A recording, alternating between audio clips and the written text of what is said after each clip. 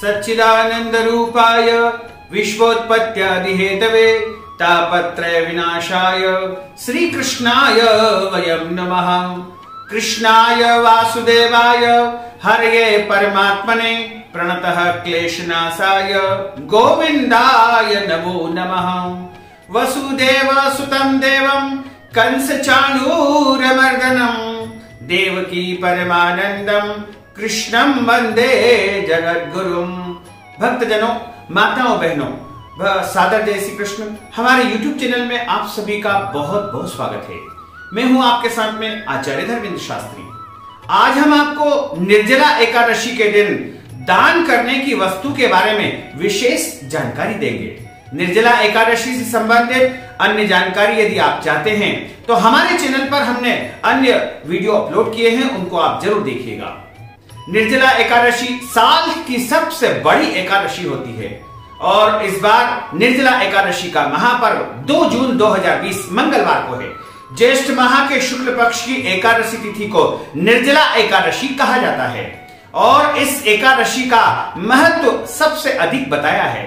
ऐसा माना जाता है कि पूरे वर्ष में जो 24 एकादशी आती है उनका संपूर्ण फल यदि आप प्राप्त करना चाहते हो तो आपको निर्जला एकादशी का व्रत करना चाहिए। वैसे तो अधिक मास सहित लगभग 26 एकादशी पूरे साल में आती है और यदि आप पूरी 26 एकादशियों का संपूर्ण फल प्राप्त करना चाहते हो तो निर्जला एकादशी का व्रत करना चाहिए। निर्जला जैसा इसका नाम है उसी प्रकार इसका नियम भी है। निर्जला का अर्थ होता है निराहार या बिना पानी के जो एकादशी का व्रत किया जाता है उसे निर्जला एकादशी कहा जाता है। निर्जला एकादशी का व्रत प्रत्येक मनुष्य को करना चाहिए।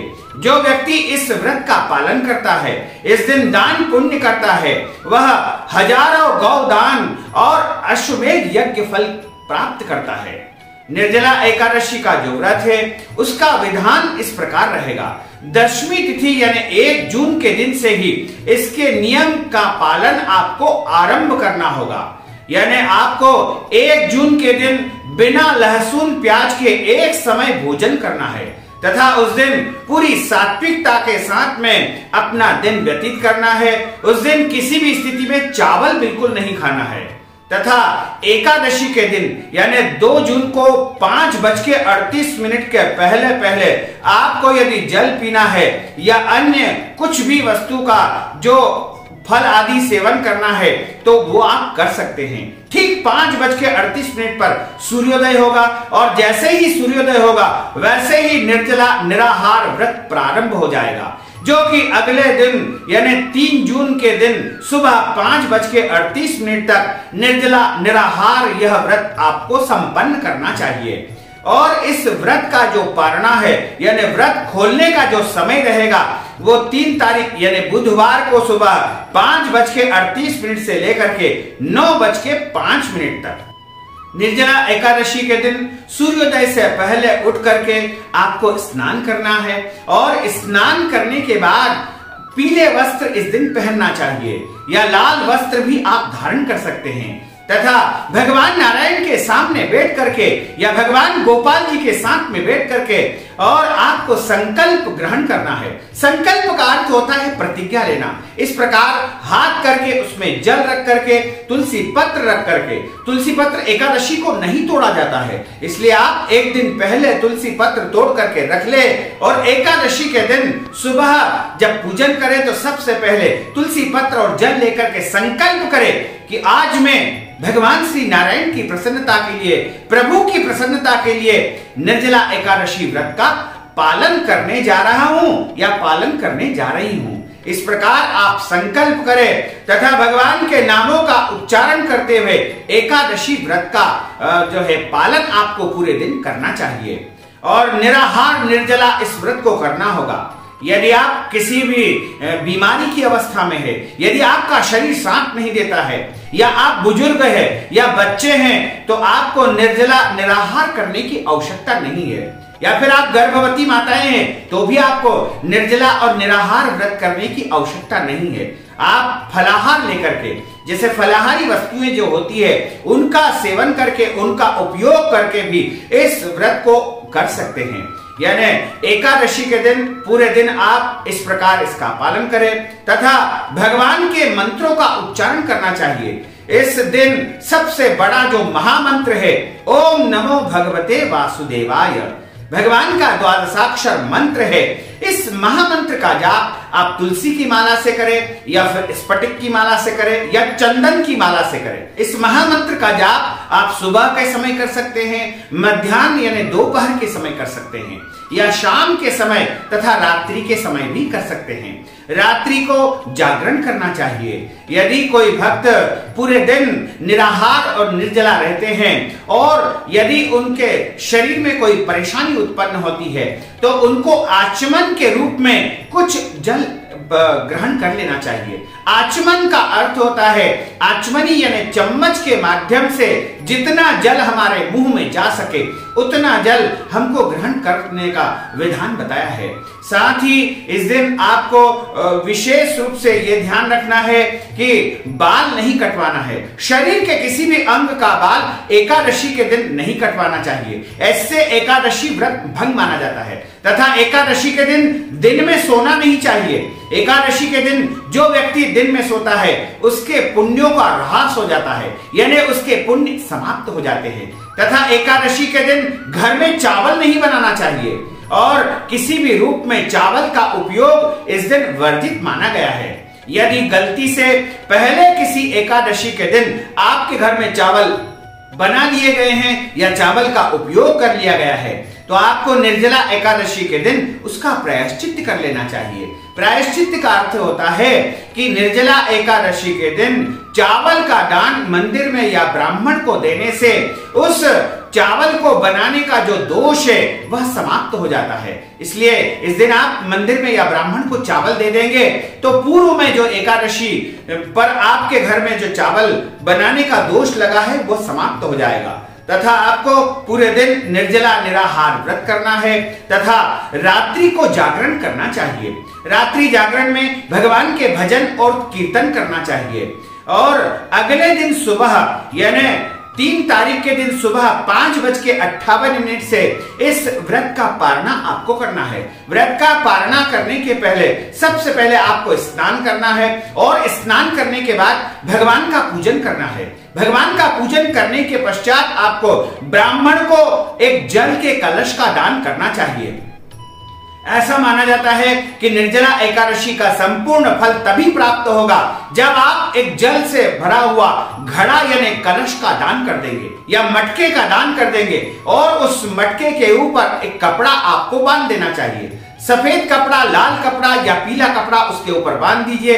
उसके ऊपर कुछ शक्कर या मिठाई या फल या आम का फल रख करके उसको ब्राह्मण को दान करना चाहिए और दान करने के पश्चात ही आपको जल और तुलसी पत्र के माध्यम से इस एकादशी व्रत का पारणा करना चाहिए। तथा उसके पश्चात आप भोजन ग्रहण करें। भोजन में चावल का अनिवार्य रूप से आपको प्रयोग करना चाहिए। इस तरह यदि आप एकादशी का पालन करेंगे तो निश्चय ही आपको पूरे वर्ष की 24 एकादशियों का महापुण्य फल प्राप्त होगा। तथा एकादशी के दिन व्रत करके जो व्यक्ति अगले दिन जल कुंभ का यानी मटके का या कलश का दान करता है, इसमें मिट्टी के कलश का सबसे ज्यादा विधान बताया है। वैसे तो अन्य धातु का भी आप कलश दान कर सकते हैं, लेकिन मिट्टी का कलश का पुण्य अधिक प्राप्त होगा।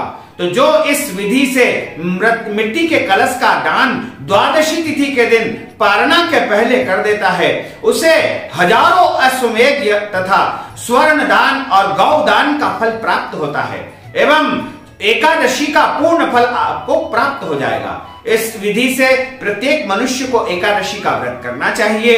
महाभारत काल में एक समय की बात है, राजा युधिष्ठिर ने भगवान कृष्ण से पूछा कि प्रभु कृपा करके आप मुझे ज्येष्ठ माह के शुक्ल पक्ष में आने वाली एकादशी के बारे में बताइए।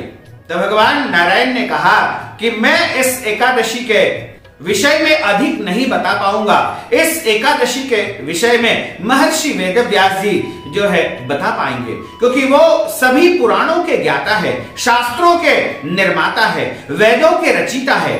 तो महर्षि वेदव्यास जी के सामने विनीत भाव से युधिष्ठिर ने प्रार्थना की कि हे महर्षि, कृपा करके आप मुझे निर्जला एकादशी व्रत के संदर्भ में जानकारी दीजिए कि इस व्रत को किस प्रकार किया जाता है और कब करना चाहिए।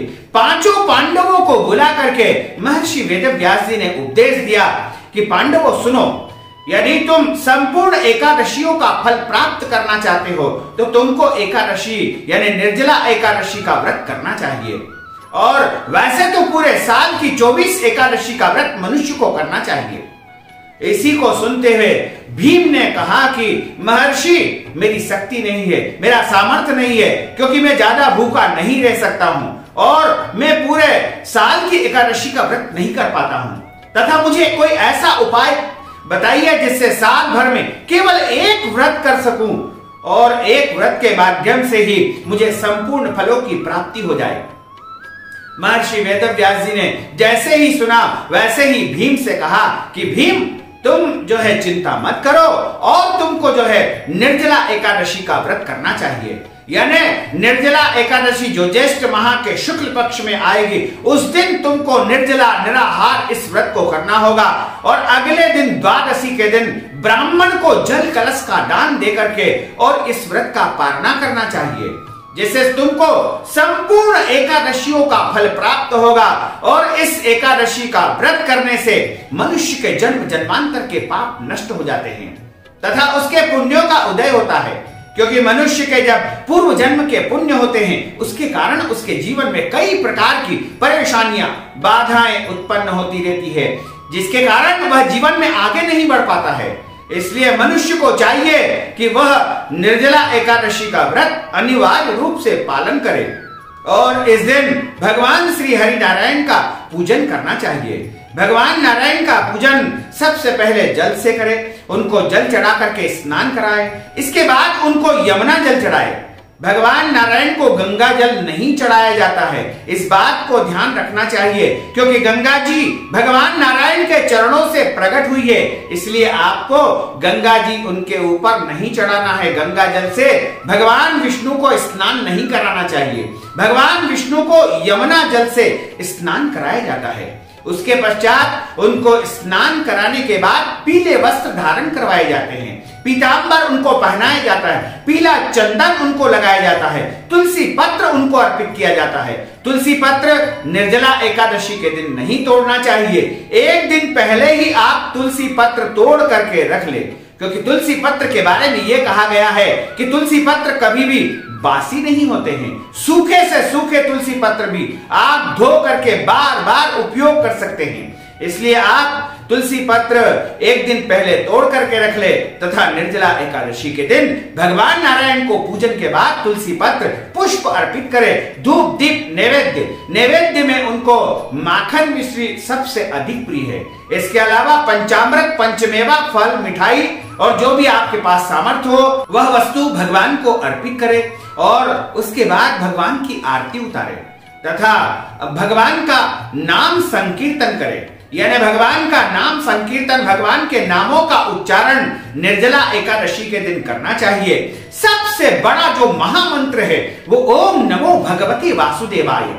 निर्जला एकादशी के दिन यदि आप पूरी श्रद्धा भक्ति के साथ में ओम नमो भगवते वासुदेवाय इस महामंत्र का जाप करेंगे तो निश्चय ही आपको महान पुण्यों की प्राप्ति होगी तथा अगले दिन व्रत का पालना करना है। अगले दिन प्रदोष का व्रत रहेगा।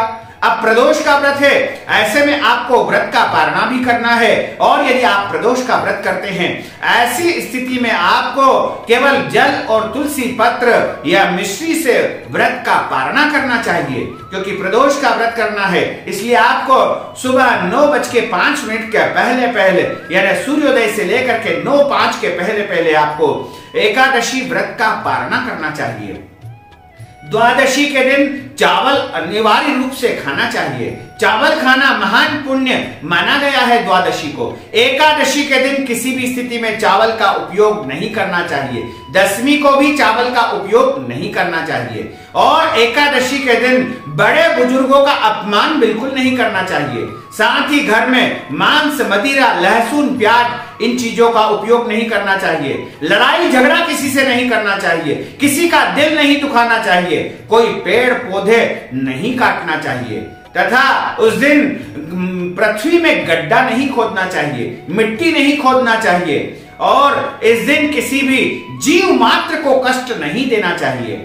और चाहे तो आप एकादशी के दिन भी अन्नदान कर सकते हैं, जल दान कर सकते हैं, वस्त्र दान कर सकते हैं, पात्र दान कर सकते हैं, गौ दान कर सकते हैं या और भी अन्य कई प्रकारों के दान आप कर सकते हैं। लेकिन निर्जला एकादशी में यदि सबसे बड़ा दान कोई बताया है और जो 24 एकादशियों का फल आपको प्रदान करेगा, ऐसा महादान है जो गोदान के समान पुण्य फल आपको प्रदान करेगा, वो है जल से भरा हुआ मटका या जल से भरा हुआ कलश। इस कलश के ऊपर एक कपड़ा बांध करके इसके ऊपर कुछ भी फल, मिठाई इत्यादि रख करके ब्राह्मण को, जरूरतमंद व्यक्ति को या मंदिर में दान करने से आपको संपूर्ण 24 एकादशियों का फल प्राप्त हो जाएगा तथा गोदान का महान पुण्य फल आपको प्राप्त होगा, स्वर्ण दान का महान पुण्य फल प्राप्त होगा। इस प्रकार इस विधि से आपको निर्जला एकादशी का व्रत करना चाहिए, जिससे आपके घर में, आपके परिवार में सुख, शांति, समृद्धि का वास हो सकेगा और आप जीवन में उन्नति करेंगे, प्रगति करेंगे। जब हमारे जीवन के पूर्व जन्म के पाप नष्ट हो जाते हैं, पापों का शमन हो जाता है, तब हमारे पुण्यों का उदय होता है और जब पुण्यों का उदय होता है तब हमारे जीवन में सुख, शांति और समृद्धि का वास होता है। तो भक्तजनों, हमने जो ज्ञानवर्धक जानकारी आपको प्रदान की है उसको आप अधिक से अधिक लोगों को शेयर करिएगा, लाइक करिएगा, कमेंट करिएगा और कमेंट बॉक्स में अपने विचार लिखिएगा। आप जो प्रश्न पूछना चाहते हैं वो भी लिख दीजिए और यदि अभी तक आपने सब्सक्राइब नहीं किया तो अभी और इसी समय सब्सक्राइब अवश्य कर लीजिए। आपको और आपके पूरे परिवार को सादर जय श्री कृष्ण, सादर धन्यवाद।